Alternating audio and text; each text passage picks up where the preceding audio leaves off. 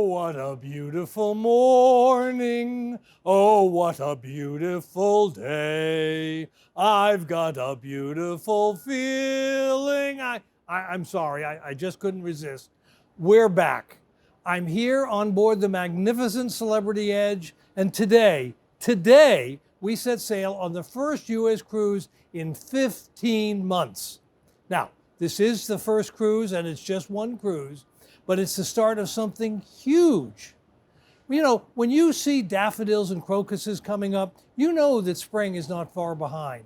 The transition from winter is not always smooth and not always easy, but it is inexorable.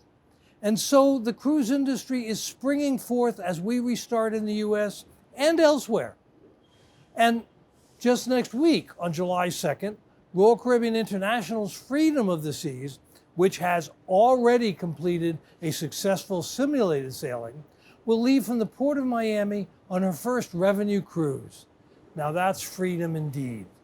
And of course, because I'm absolutely dedicated to my job, I won't miss that cruise either. I can't repeat often enough how grateful we are to all of the people who have helped us getting to this amazing day. Our employees have stepped up time and again throughout the last year to do whatever it took to get our cruise home and to keep our ship safe and operational. And they implemented new protocols to create confidence that when we do get back to cruising, it will be both a healthy return and a one-of-a-kind, fun-filled vacation experience that our Royal Caribbean Group guests have come to expect. Those guests also deserve a big thank you. They've been every bit as eager to return to cruising as we have. Some have even booked multiple cruises over the past year, hoping each time that would be the time we restart. Until now, those hopes have been dashed, but they were never crushed. I'm so glad that I'm going to have a chance to personally thank many of those loyal guests who are sailing with us on Edge this weekend. And I need to thank all of you for the efforts and the sacrifices you've made to keep your businesses strong in these toughest of times. I know your phones are ringing again, and that's a happy sound for all of us. We really have been in this pandemic crisis together, and together we're going to get our way back to cruising and thrive as we do so. Now, I want to tell you that it's going to be all blue skies and clear sailings ahead. I really want you to know that we understand exactly what the guidelines that we'll be operating will be in every circumstances. And I want to say that the CDC and other government agencies are totally transparent and aligned on their requirements. I want to say all that, but unfortunately, it isn't true. There's still confusion, and it will take a while for the fog to completely clear.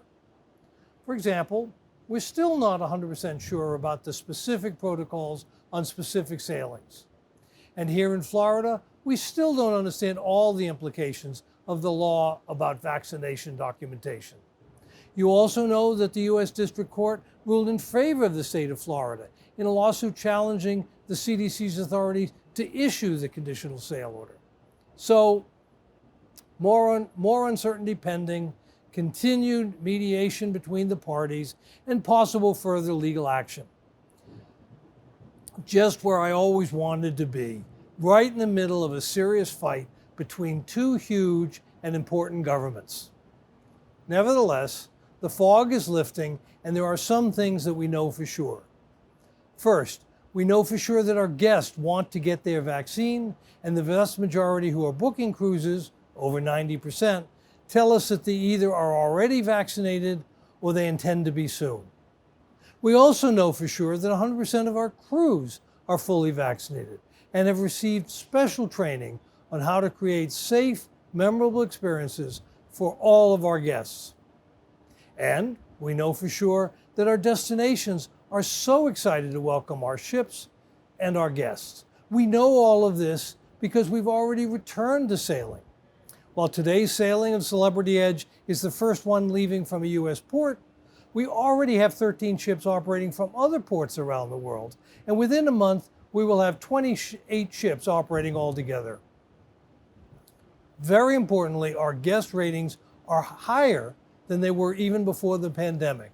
And in each port, local authorities and business leaders have turned out for great welcome back celebrations. We also know that our health and safety protocols are working as intended. You may have heard, for example, that 2 passengers sharing a stateroom on Millennium tested positive for COVID-19. That's likely all that you heard, and that's because the guests were quickly isolated on board, rapid contact tracing showed there were no additional cases, and the 2 guests were promptly flown back to the United States. No drama for the other guests, no interruption of their cruise, no difficulty for the local community. Simply put, the protocols and procedures worked precisely as they were intended to work.